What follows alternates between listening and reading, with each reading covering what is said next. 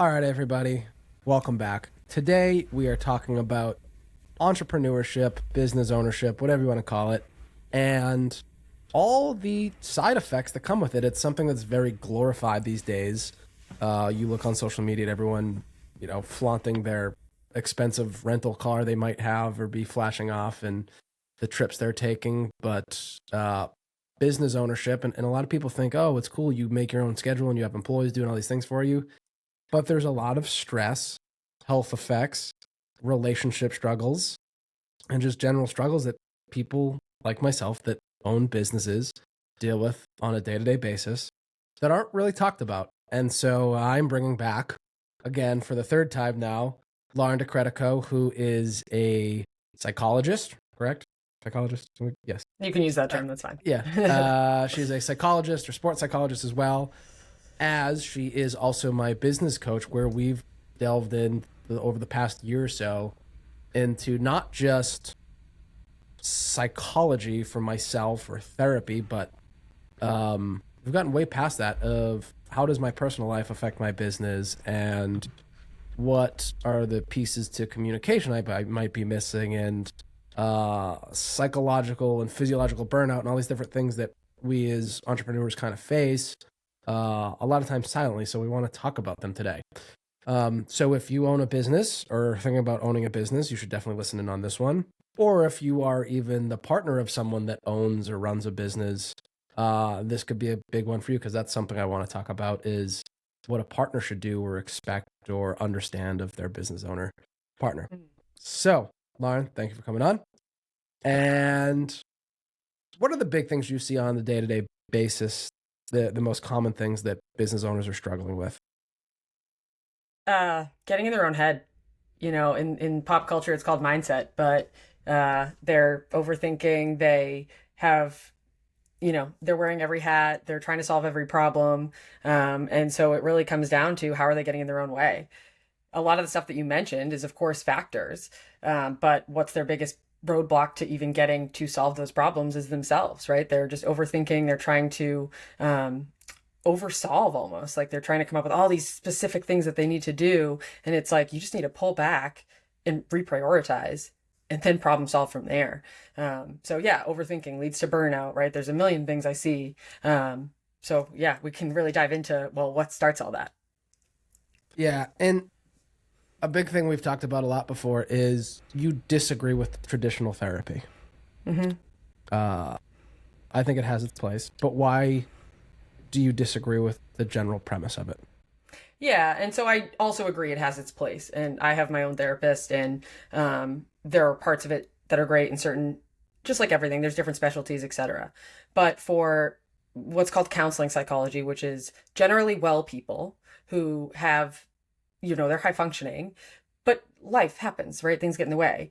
At some point, once you're beyond processing like severe trauma or, things, the sitting with your feelings, the waiting to come to your own conclusions, the process of like not being able to really give advice, which is theoretically what they're supposed to do, is not as efficient. And I work with high performers. And so it's more important that I mention, I disagree with the traditional therapy model for high performers, because they tend to do better with coaching. They might still need a specific type of trauma therapist or different therapy that they can process some deep stuff. But for the most part, they need someone who can help them uncover maybe why they do stuff and then move on and be like, okay, cool. Now we understand that your parents said this, and so that's why you maybe do this. And, I'm sorry that happened. Validate, right? And then now what, right? These people are problem solvers. And so a lot of therapists are not trained, or it's, unethical for them to really give advice or help them solve problems. Never mind the healthcare and that, every time you go to a therapist that you bill insurance, you are getting a diagnosis. Fun fact, they have to put a diagnosis. So now on your medical records, you have depression, you have, even if you're just going in for general life stress. And so I just don't really agree with that. That's a whole different thing. When I went to a traditional therapist, she was great. And it was a lot of help from my past and everything that I had never really dealt with. But as someone, I would consider myself a high performer. We had talked about, she wasn't sure if she took my health insurance or whatever. And then we found out she didn't take my health insurance. And after our first couple of visits, she's like, it's really good we're not using your insurance or we can't use your insurance. She's like, I don't have a diagnosis for you. Like, you don't fit anything. You just have a lot of shit you haven't dealt with, but like, you're very good at dealing with most things. So you don't have anxiety, you don't have depression. Like, I don't want to label you with any of these things. So I'm glad that she admitted that, because a lot of people, one, it's almost like anything, like you drink the Kool-Aid and you get so bought into it. Whereas I see it as, everything in psychology is on a spectrum. So everybody experiences anxiety. It's a human emotion designed to help us survive. So everybody's going to experience the emotion of anxiety at times. When it becomes a diagnosis is when it truly interferes with your functioning.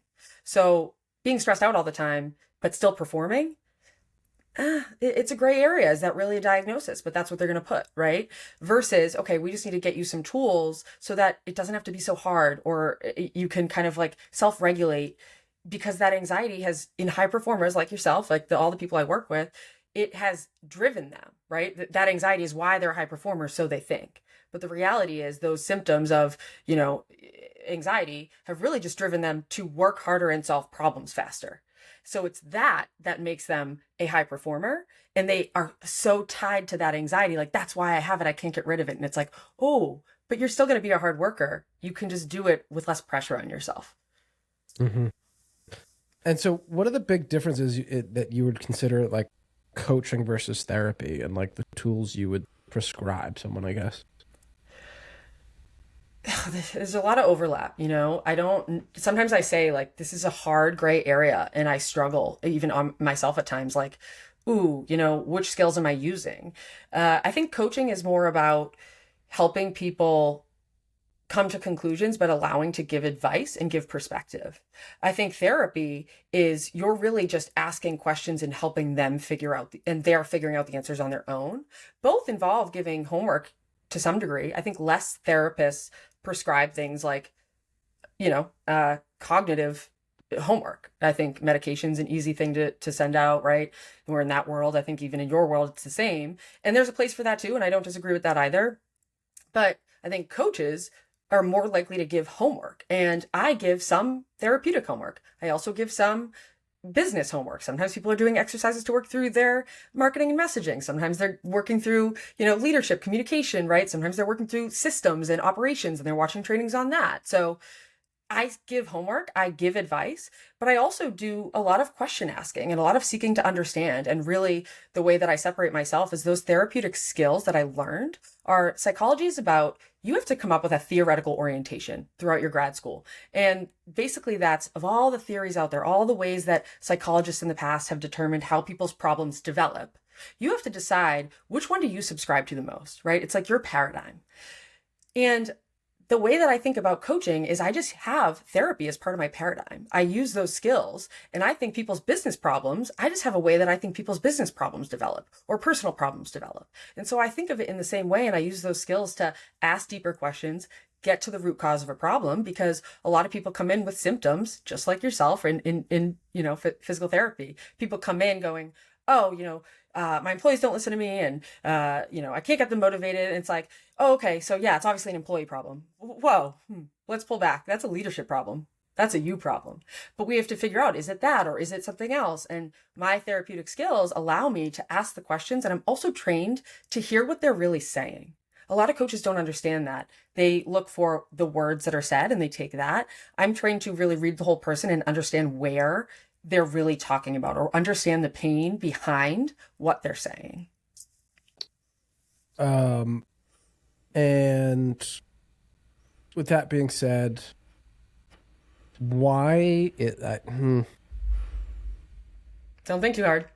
Why is it that most of us come in thinking we have one problem, and that's never actually the problem? Because that's human nature. It's impossible to have an objective perspective, right? So I think that's one component. I think the other component is that you can't know everything, right? Everyone goes to graduate school, and, a lot of the people I work with anyways, or, they're an expert in their field. You can't be an expert in everything else. Whereas I'm trained, psychology is literally the study of human behavior.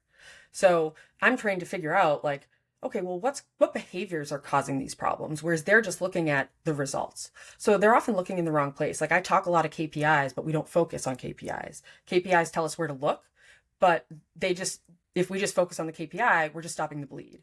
What I do is I take that and I go, okay, let's dig deeper. The KPI is the easy solution. Of course, that's where you're going to look. That's what everyone can see. Can you go below the surface? Can you figure out what behaviors are driving that? What mindset things are driving that? And that's where I separate myself, as I just go, if you just tell me what's wrong, I can give you a quick solution. But that's one problem. And you could tell me 6 or 7 things that all have the same theme. And if you just solve each one of those on their own, it's a good coaching business model because you'll have them forever. But the reality is these people want lasting change. And so it's hard to see that. You need someone else to one, dig in and help you because nobody can see it clearly themselves. And secondarily, just the fact that, yeah, like you need an objective perspective and you need someone who's trained to do that. And you need the time to dive in and do that. And with that being said, how do people's personal problems bleed into business problems? You want to talk about relationships, right? Like if you have a partner or you have friendships or in your family, whatever your key problem is in your personal life or with them, it's probably the same problem in your business. So oftentimes that's communication. You know this, I'm big on communication. I think we're not taught proper communication at all. It's something I hope to see in the future in school systems, things like that. But in the meantime, that's kind of a lot of what I'm fixing. And so I think that a lot of people will, I avoid conversations at home and I avoid them at work. Or when I do have conversations, I am, super direct and I'm unempathetic and I do the same thing at work. Sometimes it's the opposite. And that's a whole different thing we could dive into, but it's really the same. And then never mind the fact that when you start your own business, especially early on, and especially in those first few years, like you are your business. So in order to try to separate them and coach them differently, you're really trying to pull one person into two. And the reality is the things going on in your business affect your life. The things going on in your life affect your business. Yeah. Pretty simply put there. And then with that being said, like, where do you see the biggest area that problems exist within a business? Is it someone's, like you said, thought process or just overthinking things? Is it their relationships they have with their employees or their communication? Is it setting expectations for themselves or others? I mean, all of the above. Yes, and. Okay. Okay. And so let's talk about burnout, because I think how many business owners really, like, I think we all at some point hit some line of burnout, right? Yeah, I don't think I've had someone who hasn't. Yeah. What can you just describe what burnout really is? Because there's a difference too, because we have psychological and we have physiological burnout too, correct? I think they are, I would say my opinion is that you can have two different causes. Mm-hmm. So you can have psychological, physiological, but they're going to look very similar. Mm-hmm. Even if you were to go and get blood work done with physiological or like emotional stress, burnout, it's really what we're talking about here. The same markers on your body are going to show up. There might be some that are different that you could definitely tie into about certain deficiencies because you're overtraining or something. But when you look at emotional burnout or psychological burnout, it's going to have the same effect on your body. That's why you feel exhausted. That's why the symptoms are the same. And so what are some of the symptoms of burnout? And this is where that diagnosis comes into play of like, it's really symptoms of depression. It's sadness. It's, not wanting, it's not motivate. It's being, lacking motivation. And the difference is these people still do the things. They just feel differently about it. And so it's hard to pinpoint sometimes for these overachievers, these high performers, because they're like, well, I'm still getting stuff done. I just don't want to anymore. I just feel crappy about it. I'm not motivated. I'm not enjoying it anymore. Lack of enjoying of things you used to do. It's not prioritizing yourself and your health. It's not, usually it's being short. It's being, high strung, all these things. The list goes on and how it shows up for people is different, but it really looks the same. Are there actual You mentioned like blood work. Are there actual things you would see pop up on blood work that would be like off that you know of? I would say I'm not an expert on that, but it's the same. You're going to see high cortisol. You're going to see like the same thing that you would see if someone's under like severe physiological stress, barring any like, health disorders, things like that. But whatever the Hmm. markers are for, physiological burnout, you're going to see very similar results. You asked about, what's the difference? Like really what does high stress do to your body? Your body only has one response to stress, and that's designed physiologically to save your life. The problem is in today's world, our body hasn't caught up, evolution has not caught up to today's world. And so when I perceive like, oh my God, I have a deadline approaching, my body still reacts like I'm about to be attacked by a lion.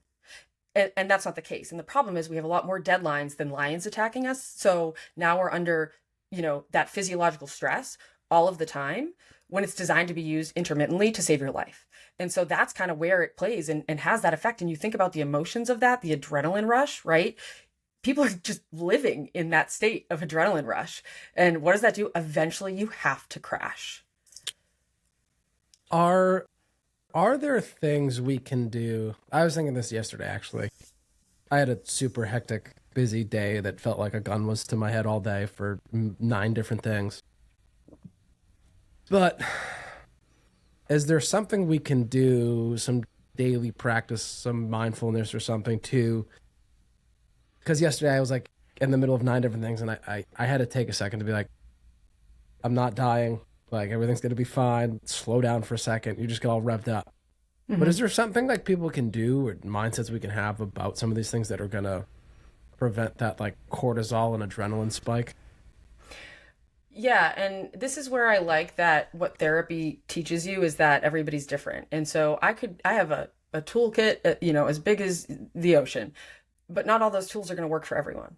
And some of them, you might try and be like, oh, I just don't like it. But over time, you actually it does work for you. So a blanket statement would be just developing awareness. So listening to this, listening to more things about this, and then starting to recognize when you're feeling it. And I like a thought interrupter. So asking yourself a question like, is this a life or death scenario?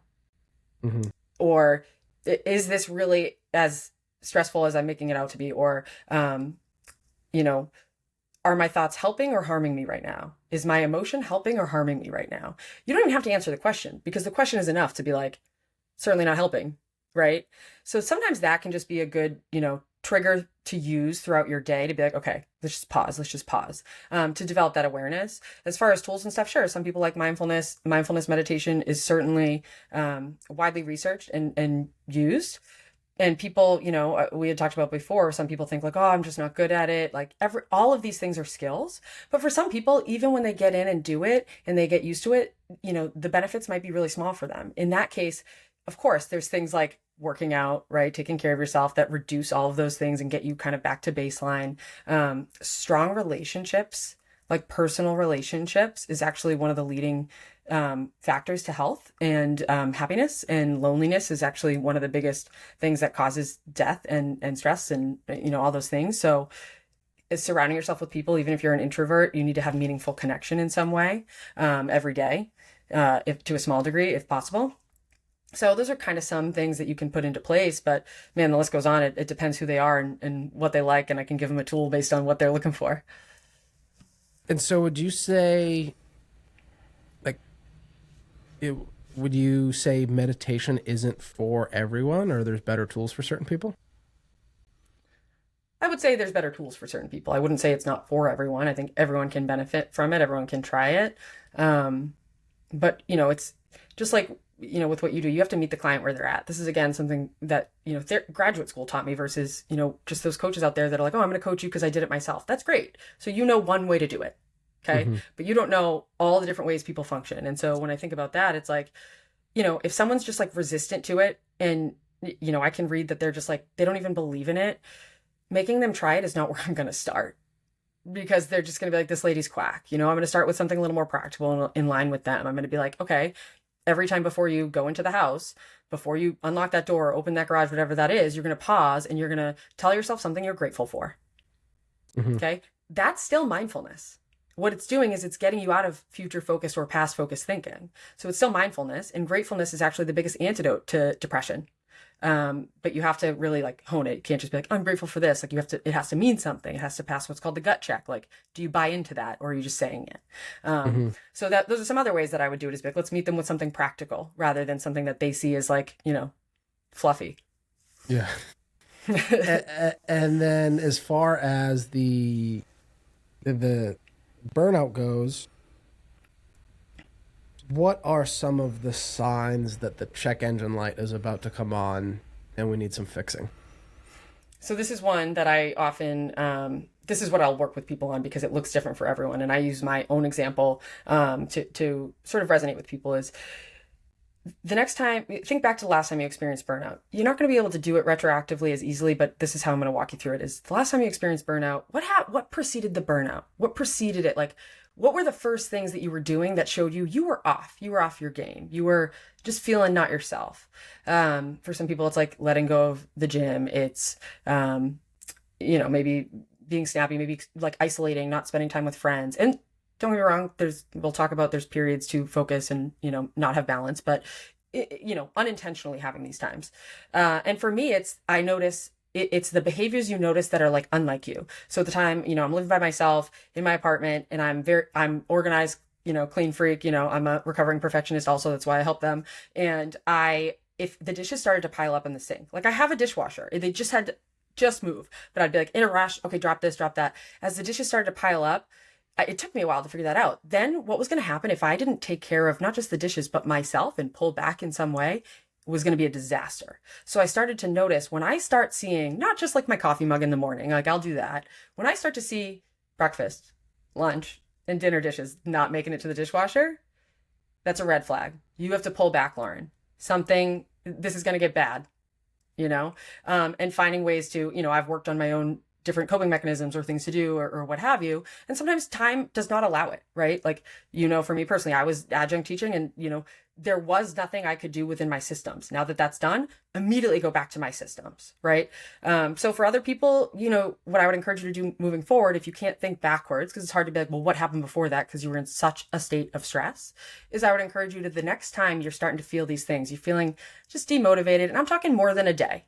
Like not one day, you have like 2-3 days in a row that you're just feeling off. Oh, I'm not motivated. I'm high stressed. I'm overwhelmed. Maybe I'm sad. Maybe I just don't want to deal with people, or I'm, short fused. Any of those things, start to pay attention to a habit that changes. What's something you normally do that you don't do? And then instead of having to focus on your feelings, because who wants to do that? You can focus on the tangible thing to be your red flag. Okay, or really your orange flag. If you now know you have your orange flag is, ooh, when I see this, that means I'm feeling this, rather than, oh, I have to be aware of how I feel. That's harder to do. So if you have something tangible that you can look for, hey, if I don't pick this orange flag up and do something with it, it's going to turn red real quick. So that's how I would encourage people to go look and figure out what's their telltale sign.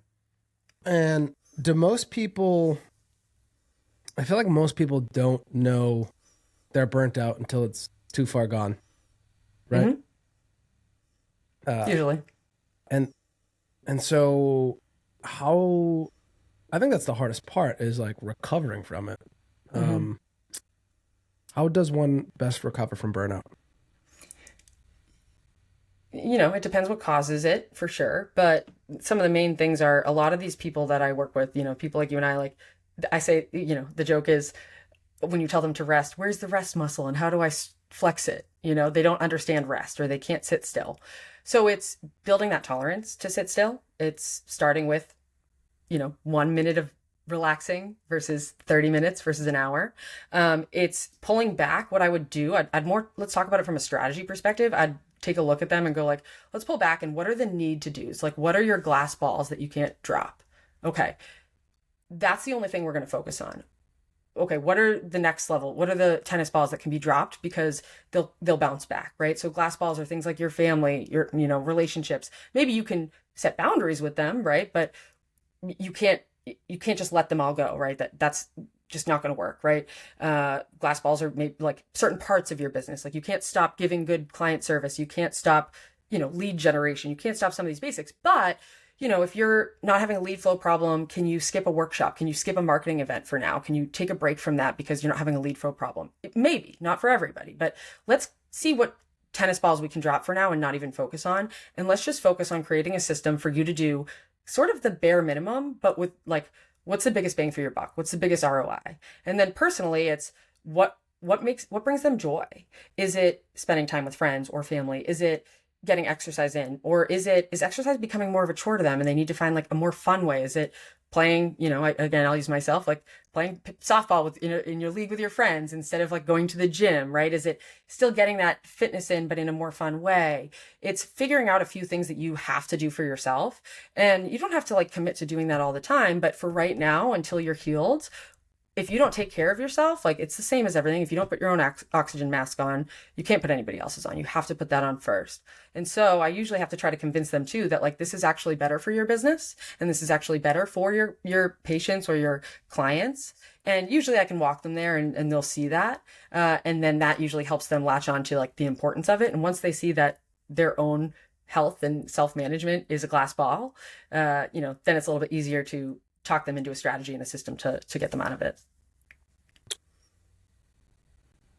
It's so stressful though to be stressed about doing less when you think you have to do it all and do it more and do it better and do it faster than you already are. How do we combat that thought? What's that? How do I combat that thought? Yeah. Where's that thought come from, Brett? Yeah. Let's give him the Fathom notes. Fathom, send a summary of my fucked upness. And that's where like the therapeutic part comes into play. A lot of coaching programs, and they're all well intended.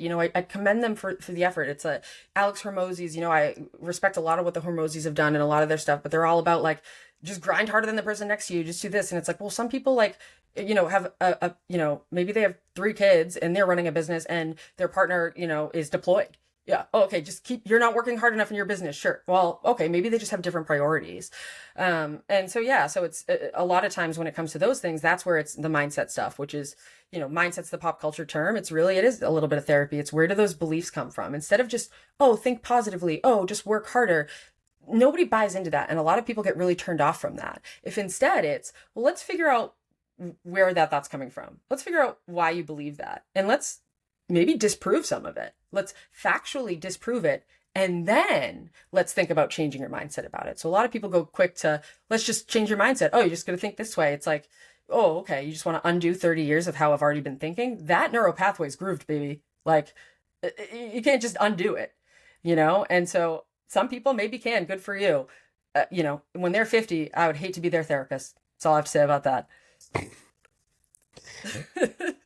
I think Hormozy just came out too, actually, and said he had a video which kind of retracted some of his like mindset. Sounds like he might be getting burnt out finally. He's like, yeah, you leave this world like nobody cares about your business even when you're alive. I was like, oh, yeah, maybe we're catching on to something here. And like, it also depends on your goals. I've had a lot of people come to me that are like, some of their burnout comes simply from the coaching program they're in, that are like, you got to get $1 million, you got to raise your prices. And it's like, some people just wanted to, build a sports recovery place that helps people and, they don't want to price people out. And if it's a sustainable business model and it's working and they don't want to work more hours because they want to spend time with their kids. Like if they wanted time back, now you can still build those big businesses and also get time back eventually, but it's not the same trajectory. Some of these people are in a place and they're, not to call anyone out, but there's a program that they literally put your revenue on your name tag. And it's like, revenue is a thing to strive for. It's a category of business, but it's broke not as shit with a lot of revenue still. And that's my biggest thing. I'm like, first of all, I want to see all those people's profit margins. Then let's put them by profit margin, first of all. Second of all, I'm like, what if their goal is something different? Now you're just basically labeled them by something that isn't their goal. And now they feel like crap. So guess what? You just contributed to their burnout and contributed to their feeling like they need to do more and be something else. They come to me and they're like, oh, I thought I just like had to want $1 million business. I'm like, you don't have to want anything. Right? So that's where I think I just differentiate and struggle with sometimes the way people talk about mindset. And I was hesitant to even call myself a mindset coach for so long because I'm like, oh, I so disagree with it. And I go, okay, I can disagree with the way it's being taught. and I can just do it differently. And that's, predominantly who I work with. It doesn't matter if you're a service-based industry. I'm working with people who are trying to change whatever their industry is and the way it's done.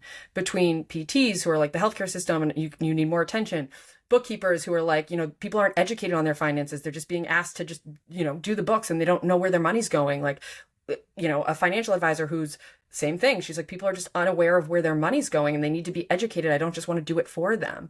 And that's really the industry we're in. And that's what I try to do is I'm not just going to fix your problems. I want to help you learn a little bit how to solve them on yourself or solve them for yourself, and also educate you on like how and why, and then move on so we can rinse and repeat, because problems are going to keep happening in your business. And we just kind of keep taking these things and apply them back to, okay, now the new problems develop as you grow or as things happen, like systems break down and we have to rebuild. And then we go back to, okay, what's your mindset about this? Where's your leadership? Where's your communication? Let's rebuild the system or build a new system because you've grown, right? So it's really just a rinse and repeat. But, the way that I operate is for the world to, or my clients to, up front, there's a lot of learning. And then after that, it's like these coaching programs are also designed to be like, all right, it's like, $12,000 a year or, $1,200 a month. And so what does that look like for the year just to stay in and get like, a monthly call and maybe get someone to respond to you here and there. Whereas I'm like, all right, I already know your story. It's the same as, this is where I get the therapy model.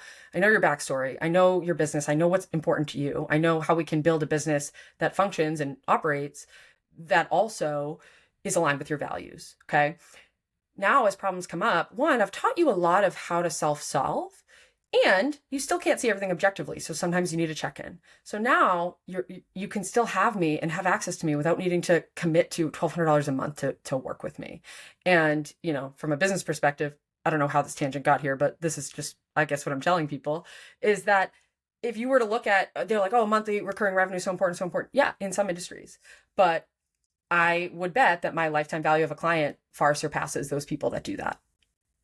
So I'd rather someone be with me for 6 years and use me sporadically and send me 5 people because of that, then great, I have this monthly recurring. When I do the math on that, I'm good. Like my continuity people will sustain at least my baseline. Cool.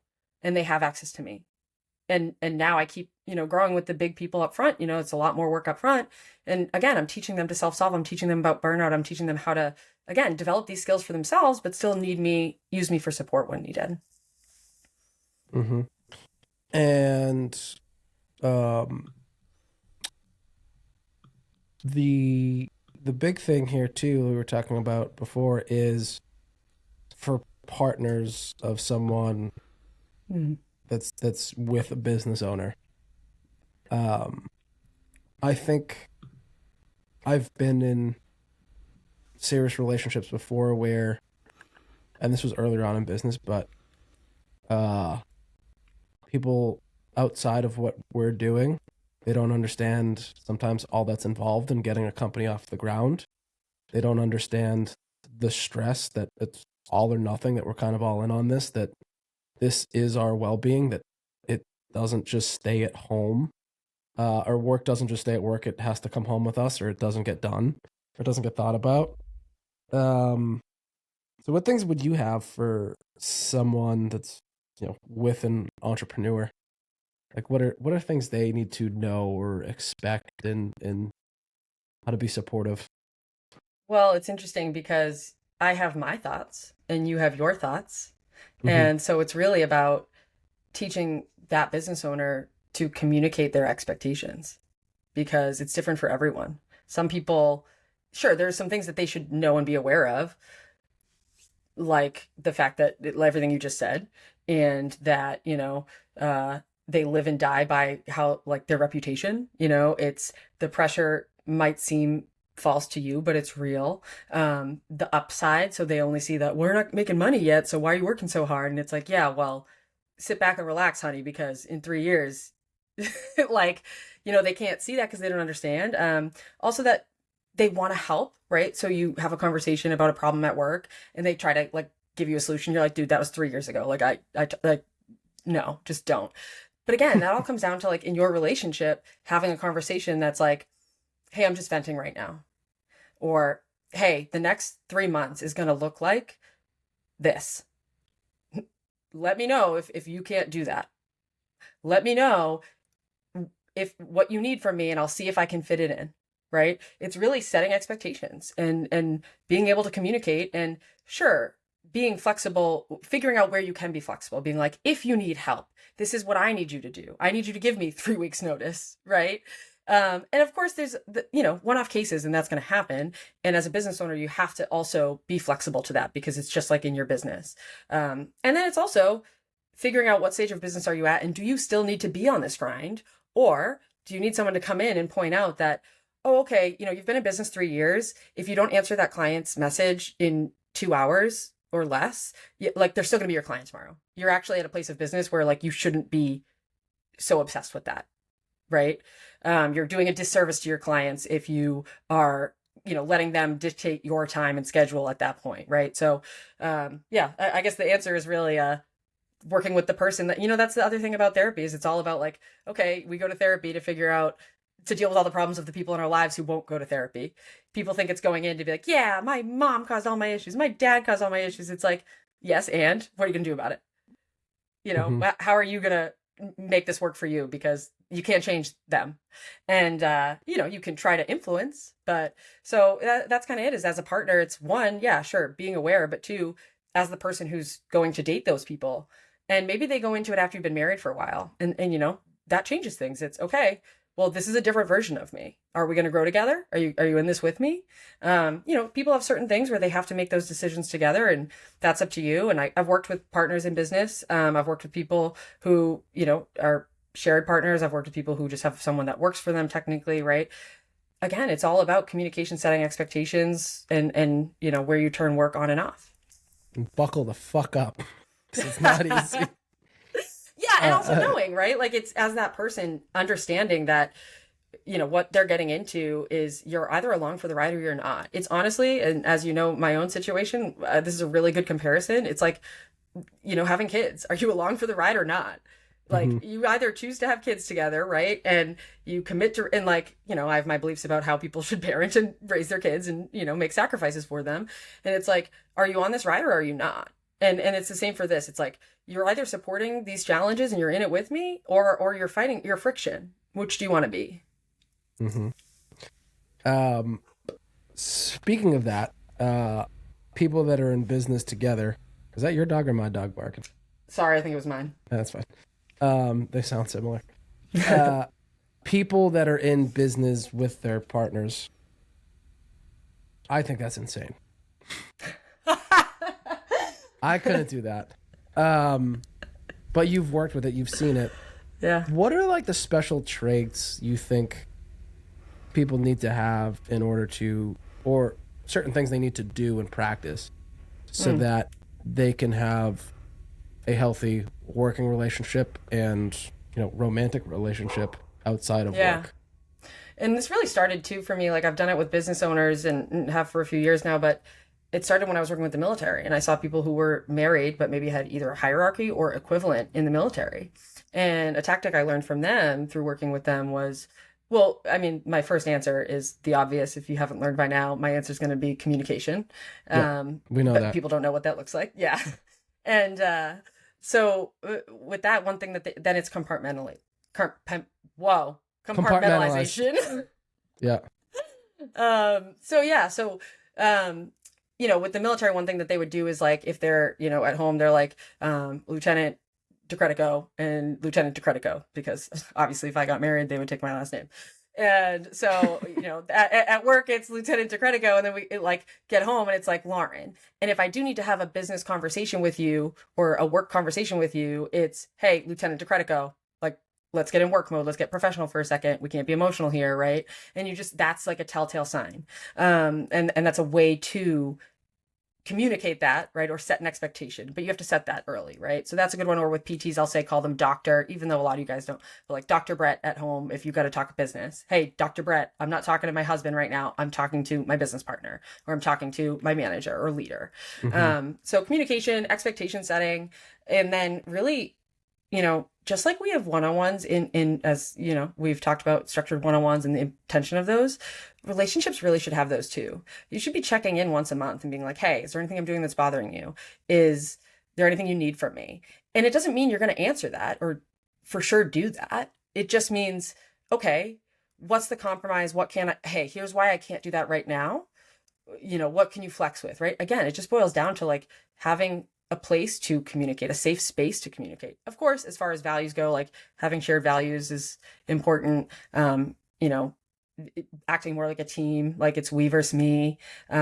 Remembering it's you guys versus the problem. It's not me versus you. That's a big, mindset shift as you go into problems and arguing and fighting. Is it's like, oh wait, Brett, let's remember for a second that we're both trying to just get to a solution here, right? We might be mad at each other. We might have emotions involved. So those are some things that I usually help them, guide and see. And then, giving the communication tools and allowing safe space, listening, actually listening, not listening to respond. There's a lot of things that obviously would develop over time, but yeah, it's not for everyone. There's also some people that it's like, we know we're not compatible to do this, and that's okay. And this is how we work outside of that. Mm-hmm. I had Krista Scott Dixon on a while ago, and she talked about how because of the way kids in like the 70s or 80s were raised, they're very good at compartmentalizing their emotions and feelings, which has its positives and negatives. Where like our Gen Z people don't seem to compartmentalize as well. Feelings are everything. We're kind of in the middle. And we're in the middle. Yeah. So just curious, do you think there will be less like lovers in business together later on in life because of just like generational differences? That's hard to predict. Yeah. Yeah, I don't know that I would say it would impact like less in business. It's an interesting question. My thoughts on it are, I like to think about, I use the term self-regulation. And so it's really essentially how do I compartmentalize? Like in the moment, I can't feel this feeling. I can't get frustrated or lash out, but I can still have that feeling. It's just regulating it and going, I can't act on it right now. And, being professional, doing what you have to do. Maybe it's like showing it, but not doing it or acting out in a way or acting upon that or acting, a behavior that's because of it and blaming your emotion. That's where I hope to see it go is people just learn like you can have emotions, which that's what their generation was like, no emotions, ugly. We don't do that. And now they all, drink and that's how they let their emotions out. And then, it's ugly or they just hide it or whatever. But then there's the other spectrum of like, they've gone too far and, oh, everything's about your feelings. It's okay. It's like, okay, the reality is like everything, it's somewhere in between. And you want people to recognize it's okay to you can be upset about this and still do it. You don't have to like it and you can voice your concern in a respectful way. But the reality is we still need to get here. So are you on board or not? When it's like leader to employee or something, or when it comes to relationships, it's like there's a space to do it. And with relationships and if you're a partnership and a business partnership, there are going to be times where it's blurred. There are times in life where it's like you can't be perfect in all these skills and strategies. The biggest key to healthy relationships, and all I'm talking about here is all relationships. So your business relationships, your employees, but of course, most people are thinking about it. And that's where you're really your true self and let yourself go is your intimate relationship or your family. It's not about the fight. It's about the recovery. So you can fight as much as you want, obviously, preferably have healthy fights and, be problem solving, right? Don't say things you can't come back from, but it happens. But can you come back and apologize? Can you recover together? Can you recognize your own faults in that situation? Because whenever there's a fight, both people are to blame, for the most part. So it's like, even if somebody else maybe is the reason it started, then you jumped on the ship and you rode it with them. And so you also said things. So really the strongest thing is like, how do you recover? And actually, if you can recover from tough things, that builds connection far more than any other thing in the world in relationships. Like enjoying the same hobbies, it doesn't matter. If you can truly recover together, that's where, trust is built and strength in relationships. Certainly is. The last thing I wanted to go through here is stress tolerance of business owners. So I guess there's two pieces of this. Are most, I know this is true for me, I grew up in a stressful environment, which made me basically addicted to stress. Is that the case for most people that are high achieving business owners, entrepreneurs? Uh, uh yes and no. There's a lot of that. There's also a lot of people who, like in your let me make sure I'm correct here. You're referring to, I grew up in a high stress environment, meaning like I had a lot of traumatic things happening, not like I was stressed all the time, right? Correct. Yeah. Okay. So there are people who had what is considered a normal upbringing, you know, parents together, no trauma, had money, not like whatever, but like the all-American family, right? Obviously everybody still has their problems and issues, but, and they'll say this, they'll say, like I had a normal life. And it's like, one, that doesn't dismiss that they still have problems. So we talk about that. But two, that they earned the addiction to stress in a different way. And maybe it's that the parents were positive intention, but they did place value on high grades and things like that. Now, maybe they didn't do so much as to, punish them severely for a bad grade, but the expectation was there and it was just assumed you get good grades and you work hard, and like they were trying to instill those values, but it was outcome based is how they measured it. And that's just the way school is designed. Unfortunately, it's just the way of the world. It sort of trains that into people. So if you are a high achiever, that means you start at an early age learning about A's equals success.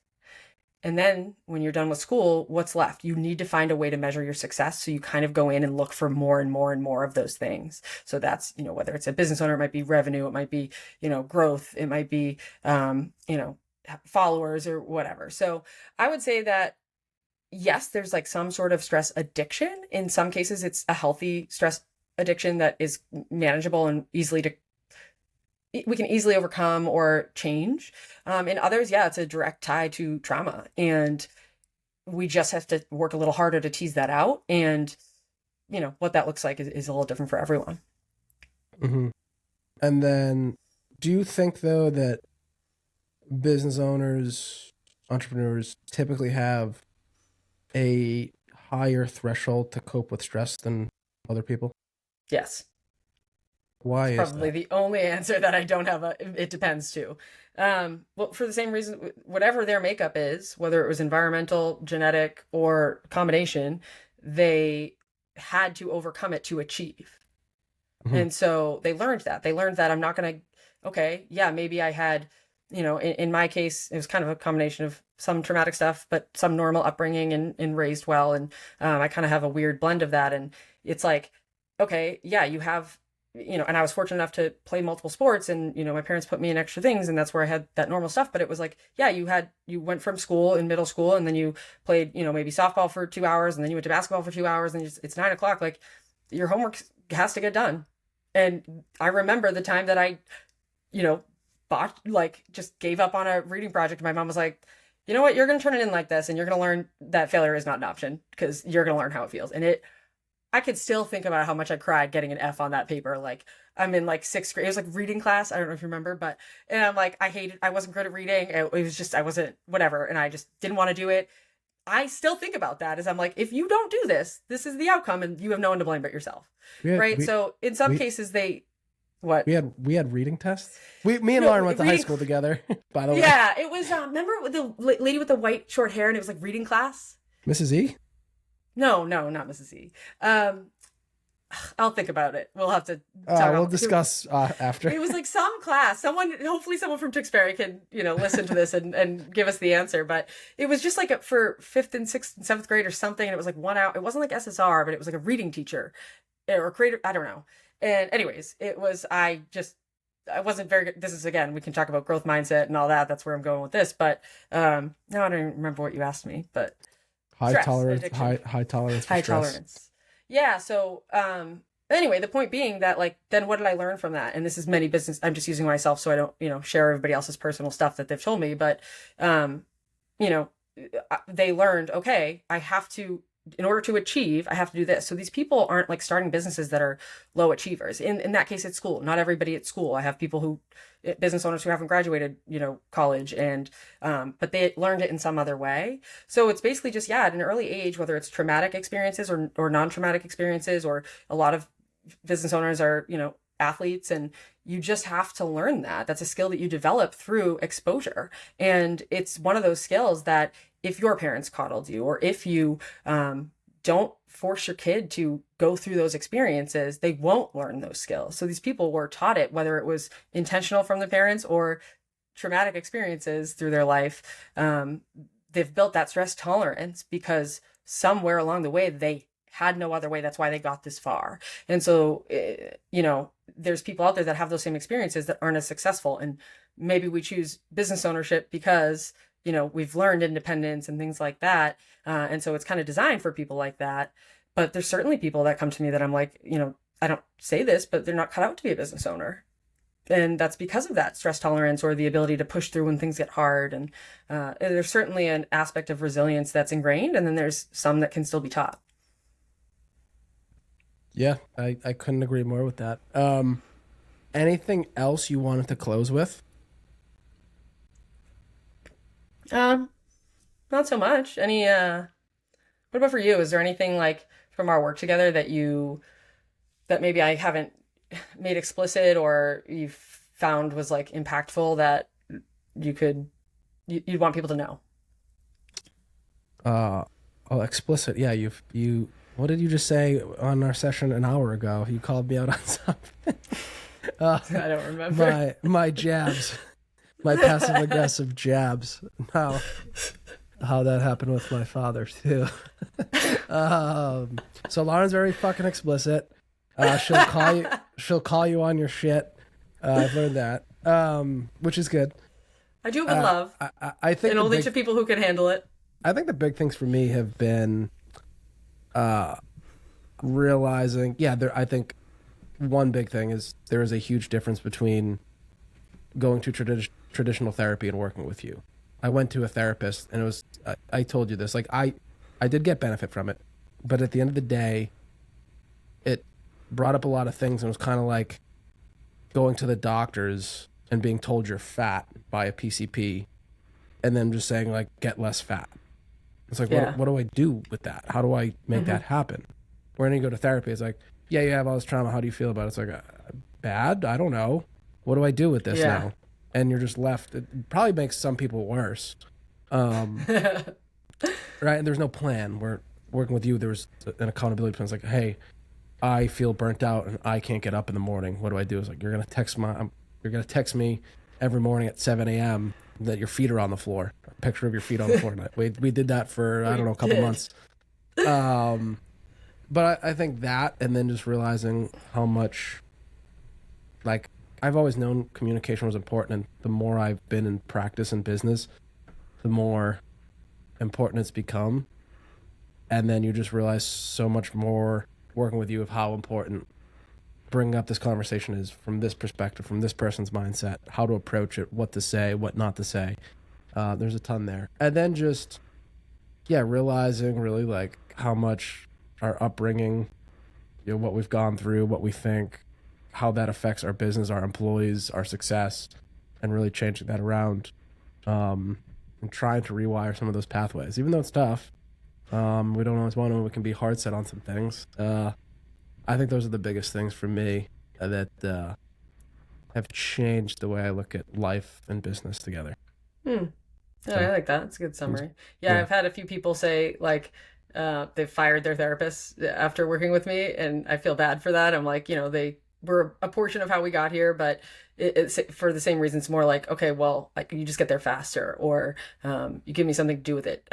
There's things that they could also help you get to, like not to, diminish the whole, I still have one, but she does help me business too. She's also a private practice owner, so she can see that stuff. But anyway, like I think it's that we need a lot of different people in our support network from all different walks of life and all different angles. And, when I think about how I approach business, it's like, really, I can solve whatever your problems are. And then when we hit a point where it's like, the root cause really is something like SEO optimization. Okay. Like it turns out you are having a lead gen problem and it is SEO.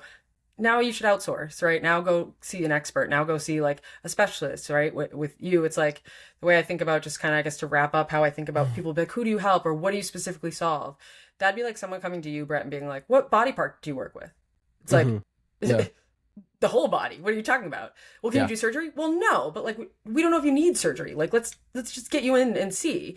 And they're like, well, I have a foot problem. I should probably see a podiatrist. And it's like, well, why don't we come see if like maybe your hip's causing your foot problem? I don't know PT, but something along those lines.